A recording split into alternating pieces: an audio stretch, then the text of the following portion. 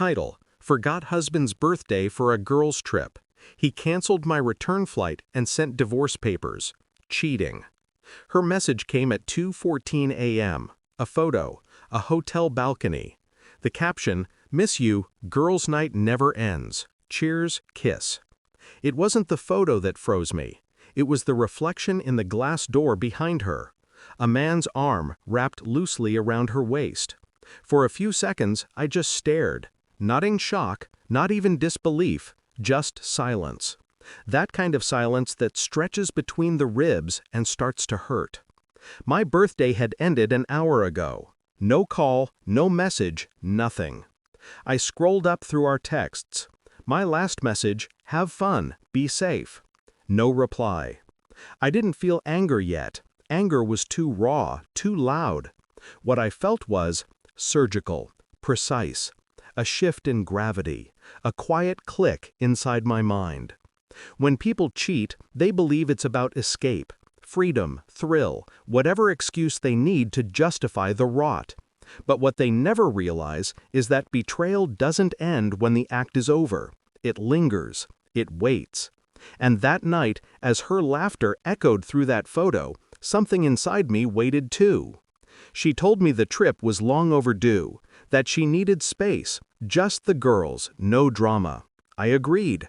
Because trust isn't built on suspicion. It's built on silence, the kind that assumes good faith. The day she left, I remembered she'd forgotten my birthday once before, 5 years ago, when we'd just started struggling.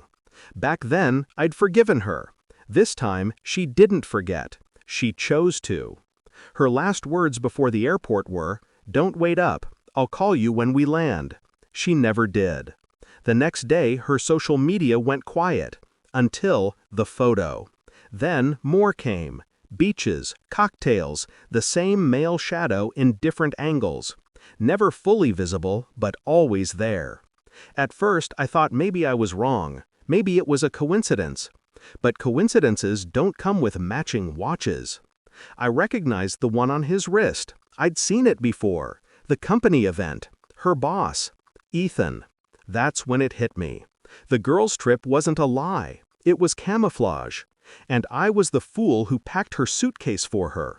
I didn't call, I didn't text. I wanted her to feel the silence, to think it meant indifference. Instead, I began to collect things, small things, bank statements, hotel bookings, call logs. She'd used the joint account, careless. Maybe she thought I'd never look. Maybe she thought trust was permanent. But trust is paper thin when you start tracing ink stains. The first clue came from the credit card, a charge from a luxury resort under two-person suite upgrade, 2 days before my birthday. The second clue, roaming data usage, hours of late-night calls to one number, Ethan's. And the final clue, her email confirmation for a couple's spa retreat. It was almost poetic.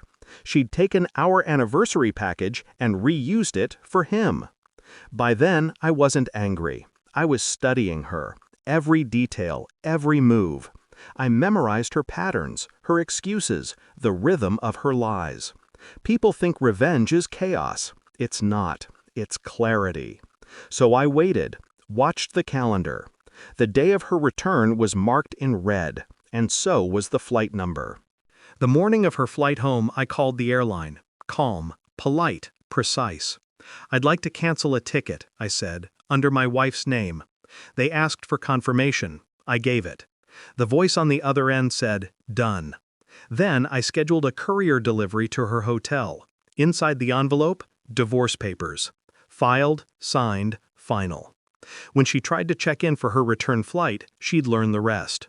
At noon, she finally called me, panicked, breathless. "Something's wrong with my ticket," she said. "They said it's canceled. Can you?" "I know," I said. Silence. Then, confusion. "What? I canceled it. Why would you?" "You might want to check the envelope at reception before you ask that question again." Her breathing shifted, the moment realization hit. The end of deceit sounds like static through a phone line. She muttered my name, her voice breaking. "Please, don't do this. I can explain." But I'd already done enough listening. She called again, and again, then from another number. I didn't answer. When she finally reached me through email, the message was short.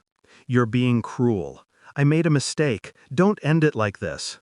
Mistake. That's the word people use when they burn everything and pretend it was an accident. I replied with a single line, "Mistakes don't last 5 nights."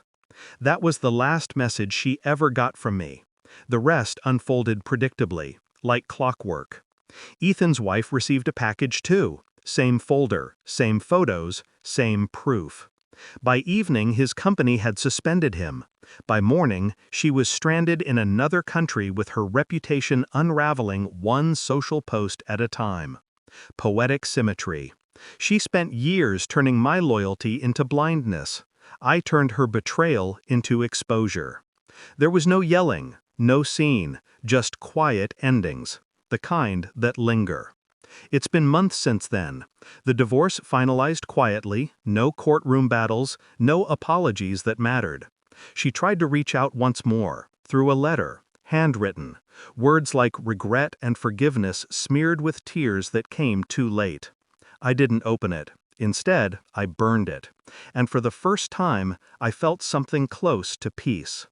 People think love is destroyed by hate, but it's not.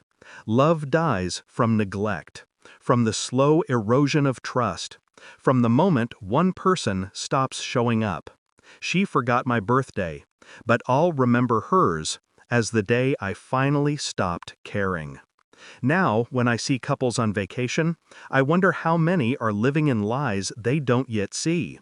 How many are still believing in someone who's already gone.